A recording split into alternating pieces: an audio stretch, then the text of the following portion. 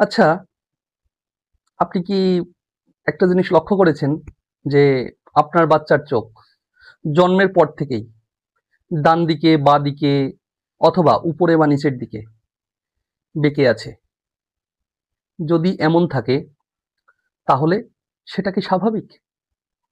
মনে রাখবেন, অনেক শিশুর জন্ম থেকেই স্কুইন্ট থাকে, মানে চোখ টেরা থাকে। ম্যাক্সিমাম ক্ষেত্রে অনেকেই, মানে প্রায় সব বাবা মায়েরাই ভাবেন বয়স বাড়ার সাথে সাথে এটি নিজে থেকেই ঠিক হয়ে যাবে, কিন্তু বেশিরভাগ ক্ষেত্রে তা কিন্তু হয় না। বরং সময় মতো চিকিৎসা না করলে চোখের দৃষ্টিশক্তি কমে যেতে পারে।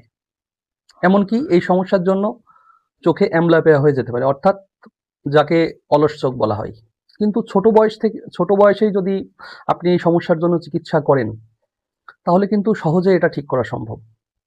তাই আপনার বাচ্চার চোখে যদি স্কুইন্ট, মানে চোখ টেরা দেখেন, তাহলে একদম দেরি না করে যত দ্রুত সম্ভব একজন চিকিৎসকের পরামর্শ নিন এবং আপনার সন্তানের চোখের দৃষ্টিজনিত যে ভবিষ্যৎ সুরক্ষা সেটা নিশ্চিত করুন।